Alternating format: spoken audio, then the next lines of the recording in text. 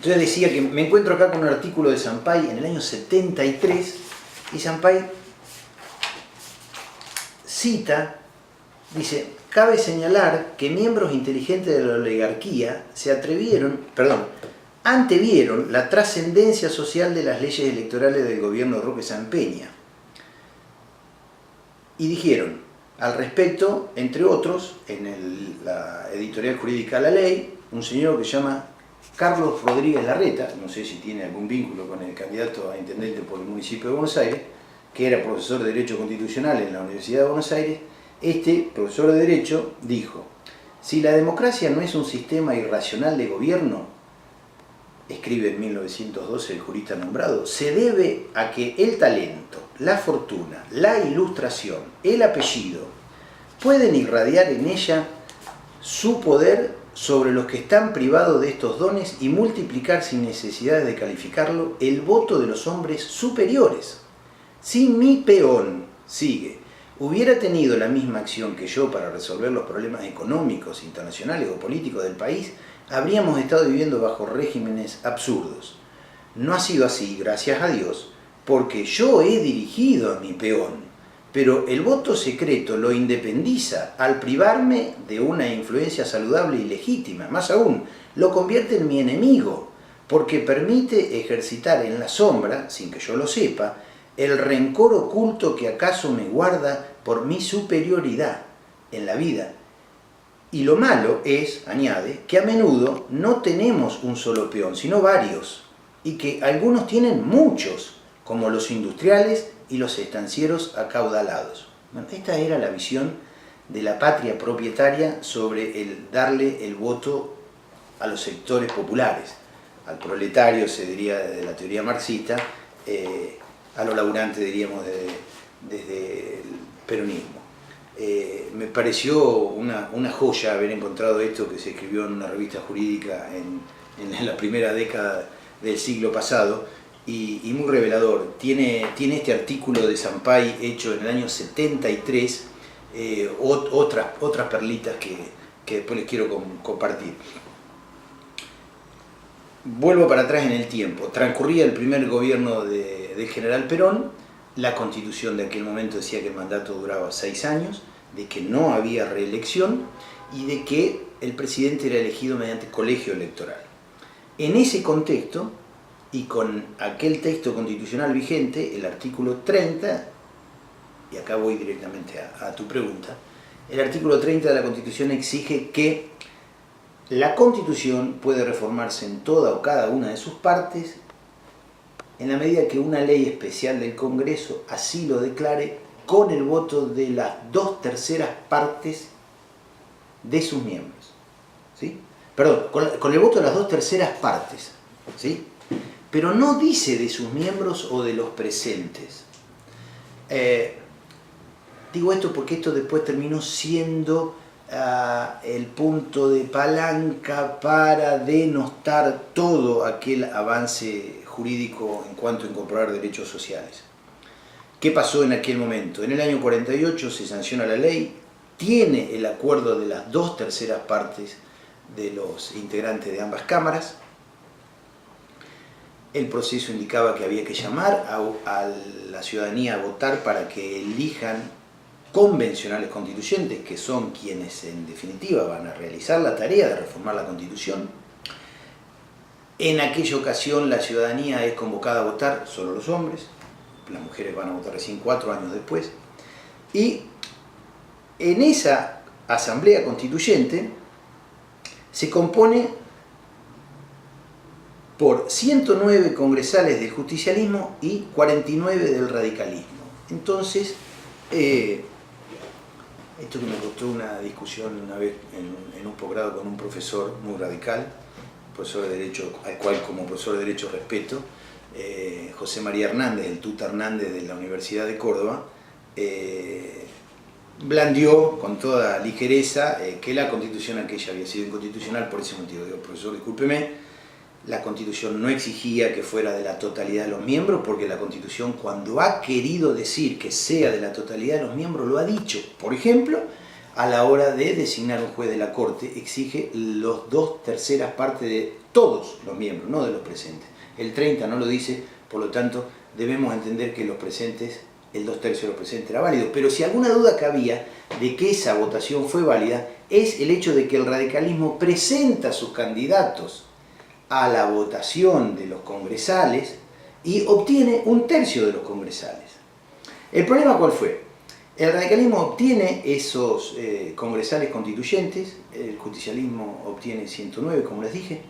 Uno de ellos, el doctor José María Cané, médico, tío abuelo mío, que él fue el primero que me trajo estos relatos de aquellas circunstancias, porque como ustedes imaginarán, sobre esto después hubo un inmenso manto de silencio y de esto no se hablaba, o sea, esto no había pasado, y lo poco que se escribía, yo transcurrí toda la carrera en la Universidad de Buenos Aires y nadie me habló de la Constitución del año 1949. O sea, era un hecho, como se lo tragó un agujero negro del espacio exterior. Pero puesto uno a hacer historia y arqueología jurídica, nos encontramos con que la ley contó con los 2/3, el radicalismo. Hago una aclaración.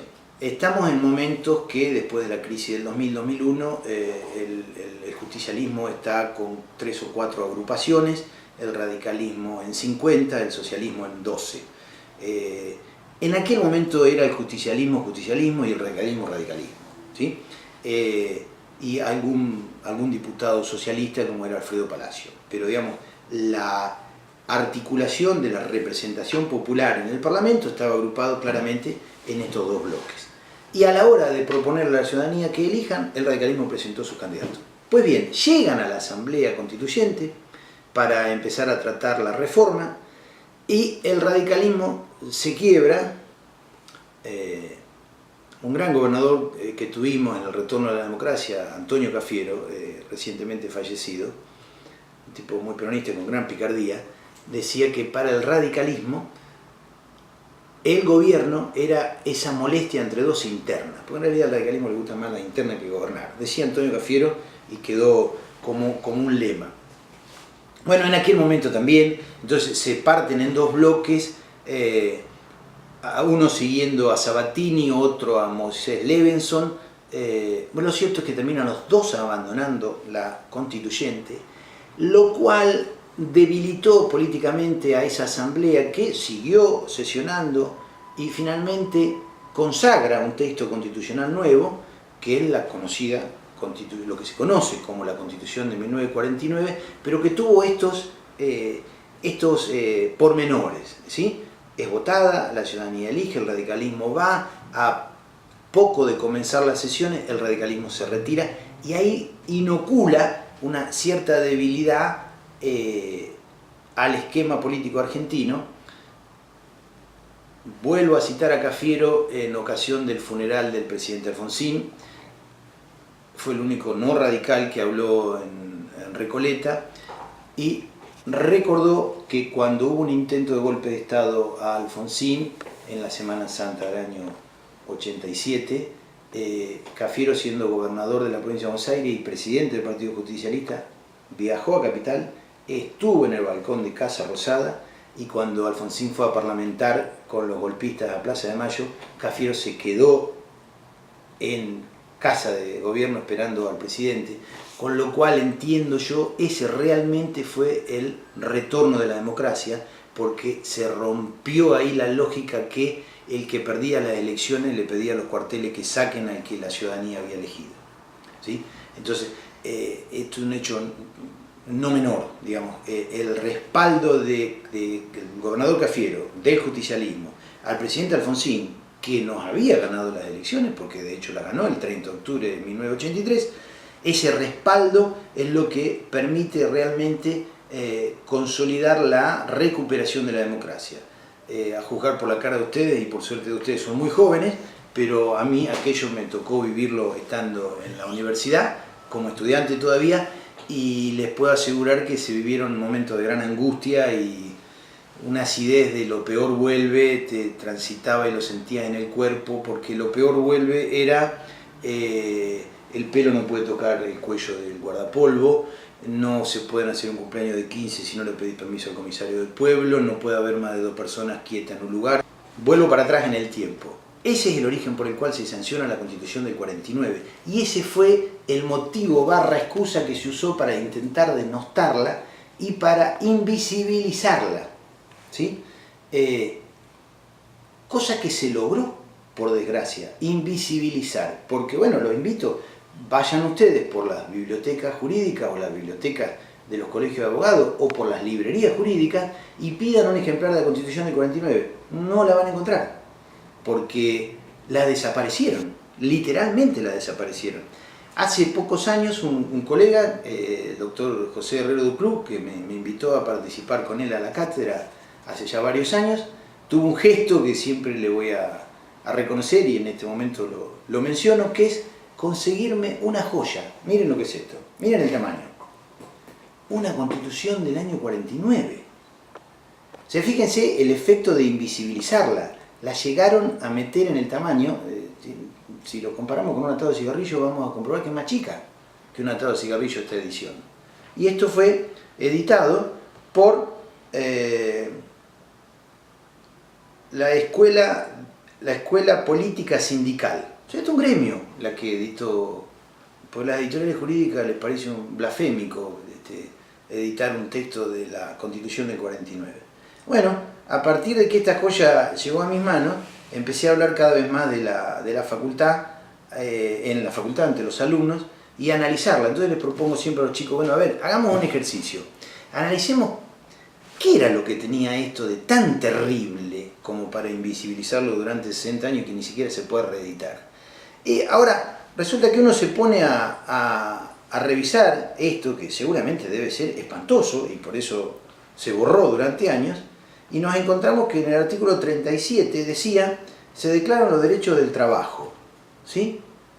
El trabajador tiene derecho a una retribución justa, el derecho a la capacitación. Vean esto, en el año 49 la Constitución imponiendo al empleador el derecho de capacitar a su personal. Primero para que no se lastime y segundo para que produciendo más contribuya a la grandeza de la nación. El derecho a las condiciones dignas de trabajo, el derecho a la preservación de la salud. Miren esto, inciso 5, derecho a la preservación de la salud. El cuidado de la salud física y moral de los individuos debe ser una preocupación primordial y constante de la sociedad, a la que le corresponde velar por el régimen del trabajo. ¿Sí? Habla del derecho al bienestar, el derecho a la salud mental, a la seguridad social. Esto es ni más ni menos que crear las jubilaciones. Antes de Perón y antes de la Constitución del 49 la gente trabajaba hasta que se moría. Y por eso tenían 8 hijos, de manera de que alguien les pague la comida y le albergue con techo, porque donde él dejaba de tener capacidad laborativa, dejaba de cobrar sueldo. Derecho a la protección de la familia. ¿Sí?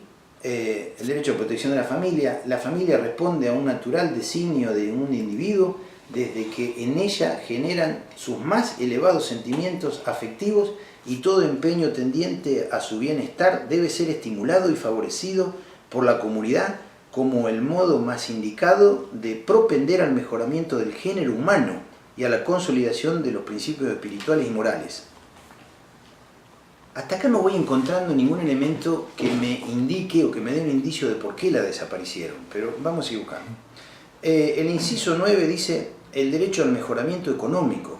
El 10, el derecho a la defensa de los intereses profesionales. Esto es lo que genera los colegios profesionales. El Colegio Profesional de Abogados, que agrupa y representa el interés de la Corporación de Abogados y a su vez vela por la matrícula de ellos y eventualmente les impone sanciones. Otra parte de este artículo dice sobre la familia. Mirá vos, una constitución hablando de la familia.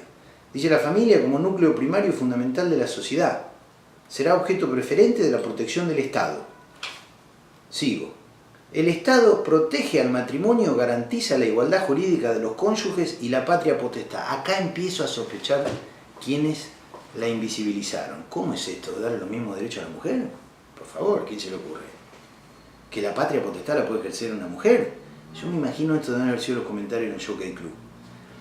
Si miramos en el tiempo, la Constitución le reconocía los mismos derechos a ambos cónyuges y a la patria potestad, cuando todavía la mujer no votaba, porque para que la mujer vote hubo que esperar 4 años. Y para que este derecho sea vigente en la Argentina hubo que esperar al 1986. Ahí recién las mujeres pudieron opinar sobre la patria potestad de sus hijos. Antes la teníamos solo los hombres, como si nosotros supiéramos cómo criar a los hijos. Sigo. El Estado garantiza el bien de familia conforme al que habrá una ley especial. O sea, crea el Instituto del Bien de Familia, que es para proteger la vivienda única familiar sobre deudas futuras. De manera de que los acreedores no terminen desalojando. Un tema que está pasando hoy en España y del cual basta mirar los diarios. Hay varios suicidios por semana de gente que antes de abandonar la casa y ir a una plaza con los hijos, abre el gas o se tira por la ventana. De la ancianidad, derecho a la ancianidad. Todo anciano tiene derecho a una protección integral por cuenta de cargo de la familia. Si la familia no lo pudiera pagar, el Estado la va a solventar y después se la va a cobrar a la familia que se hizo el sota y abandonó a los viejos. El derecho a la vivienda, el derecho al esparcimiento, el derecho al trabajo y a la capacitación, al cuidado de la salud física, de la salud mental. O fíjate esto, derecho a la salud mental.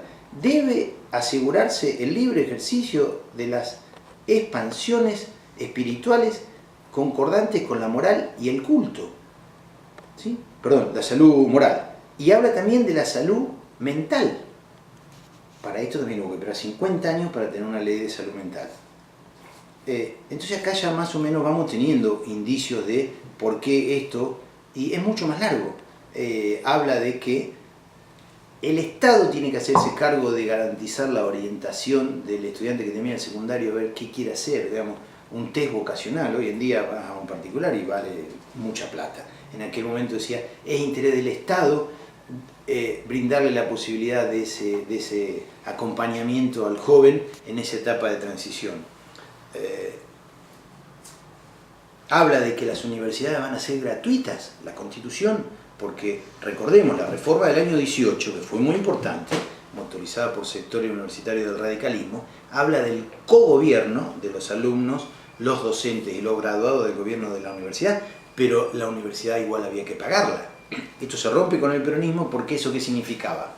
Significaba que solo a la universidad iban los hijos de los profesionales, entonces era repicar sobre el mismo sector social la formación superior. El peronismo, al decir la educación universitaria es gratuita, abre la puerta y es lo que permite. Yo creo que sin ese avance difícilmente yo hubiese pasado por una universidad y muchos de los que veníamos de los sectores de hijos de laburantes.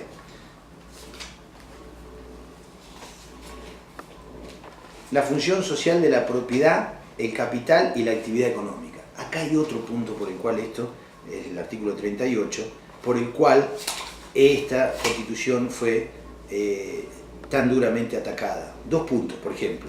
Los minerales, las caídas de agua, los yacimientos de petróleo, de carbón y de gas y las demás fuentes naturales de energía, con excepción de los vegetales, son propiedad imprescriptible e inalterable de la nación. Y los servicios públicos serán prestados por el Estado. Entonces acá esto venía a romper varios negocios, ¿sí? Ni más ni menos que los relacionados a los recursos naturales, el petróleo y el gas. Bueno, lo cierto es que esta Constitución, no avanzo en más porque realmente esos fueron los motivos centrales por los cuales se la combatió y se la eliminó. Estos fueron los motivos por los cuales finalmente el gobierno de Perón es derrocado en el año 55 y lo que se conoce como se autodenominaron la Revolución Libertadora, yo la llamo la Revolución Fusiladora, porque sin ir más lejos aquí en La Plata, en el Regimiento 7, lo que hoy es Plaza Malvinas, fueron fusilados los generales Coborno y un grupo de oficiales del ejército argentino leales al peronismo, que pedían ni más ni menos que a Perón se lo dejara volver al país y que se lo permitiera concurrir a elecciones libres. El golpe de Estado del 55 derroca a Perón, cierra el Congreso, prohíbe y proscribe a Perón el peronismo, Eva Perón, la marcha peronista, por cualquiera de esas menciones que una persona hiciera hasta podía ir preso. Y obviamente, por un decreto de un presidente de facto, se declara derogada la Constitución Nacional. Entonces digo, ojo con aquellos que dicen que no fue legal porque capaz que faltaba un voto en el Congreso y después resulta que avalan que un gobierno militar por un decreto deroga una Constitución. Entonces digo, a la hora de dar el debate, bueno, vamos a dar todo el debate, ¿sí? ¿Cómo no? Tal vez adoleció de alguna, no, ya expliqué que no, pero ¿y cómo me explican el resto? y cómo me explican lo que vino después, que fue mucho más escandaloso.